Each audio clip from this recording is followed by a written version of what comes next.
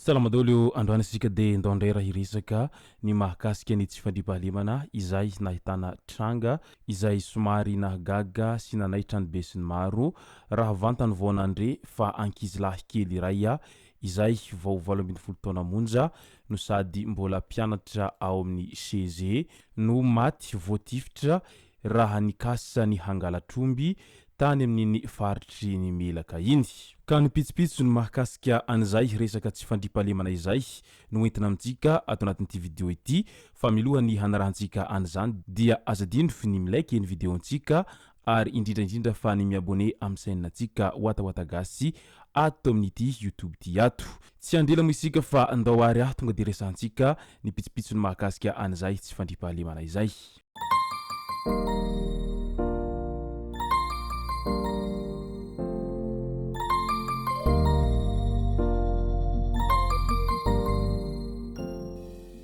Lehilahy iray izay voasambotra noho ny fangalaram-bola 7 tapitrisa ariary tamina pison'olona izay very. Lehilahy iray izay sahabo ny 13 taona no voasambotra ny polisy ny cybercriminalité ny 12 oktobra 2024 lasa teo iny noho ny resaka fangalarana vola ao amin'ny compte 1 volan'olona tamina pisy izay voalaza fa very. Araky ny volazany mpitory iray dia very tamin'ny 12 septambra 2024 ny pisy telma izay mbola nisy 1 vola mitentina 7 tapitrisa ariary. Rehefa nanao ny famerenana ilay pisy teny amin'ny telma nefa ity farany no nahatsikaritra fa tsy tao intsony io vola izay voalaza tao anatin'io pisy io. Ny zoma 12 oktobra 2024 teo ankaiky magrobe horirika izy no tratehaka taoriny fanatiadina. Niaiky izy fa naka io vola io izay tao anatin'ny pisy io. Nilaza ny tenany fa misy olona miara-miasa aminy amin'ny mpivarotra pisy izay misoratra amin'ny anaran'olona hafa ka ahafahan'izy ireo mamindra ireo vola izay angalarin'izy ireo amin'ny pisy hafa ankoatrany ireo pison'olona izay very ireo. Mitohy hatrany araka izany ny fikarohana izay ataon'ny polisy manoloana an'izao fangalarana amin'ny alalan'ny pisy izao. Natolotry ny fitsarana tamin'ny andro ny 12 oktobra 2024 ity lehilahy izay nanao fangalaram-bolan'olona tao anatin'ny izay pisy very izay. Hafatra araka izany mailmailo ihany isika fa tena efa mihitatra foana izay karazana resaka halatra maro isan-karazana izay ary tsy kely lalana moa ireo izay mpanao an'izay resaka halatra izay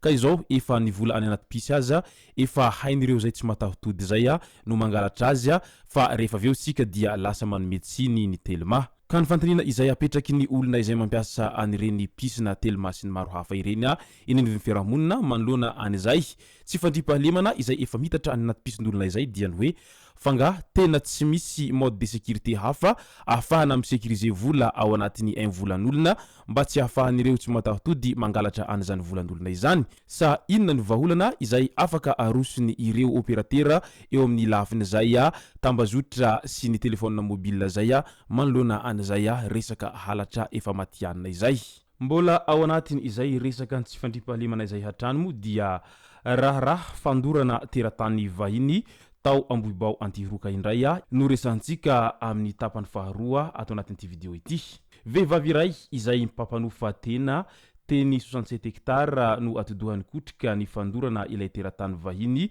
tao ambohibao antiroka tamin'ny 12 jolay lasa teo iny. Lehilahy telo no nanampy azy ary ireo no namono sy nandoro ilay lehilahy teratany vahiny. Mpamily taxi mpikarama anaty asa maloto tahaka izao ary nisipasipa ny ilay mpanofa tena ny fantelony tamin'ireo izay navandoza amin'izay raha famonona teratany vahiny izay. Sampidoroka rongony ireo efatra ireo. Taorian'ny fatratrarana azy ireo dia nalefa eny tsy afahy izy ireo mandra-piandry ny fitompitsarana azy ireo amin'ity raha famonon'olona tamin'ny fomba feno habibina ity. Ka ny hafatra mailmailo ihany ry zareo rehefa mivahiny indrindra fa rehefa maka anireny vehivavy mpampanova tena ireny fa misy amin'izy ireny dia miara-miasa amin'olon-dratsy ka inona ovarambarina iny dia anaovandreo an'izay asarasin'izy ireo izay ary indrindra moa ireo izay soferana taxi izay mpamily mampitohy amin'ireny andro alina ireny dia misy amin'izy ireny ihany koa dia miara-miasa amin'ny jolahy ka aleo ihany mitandrina rezareo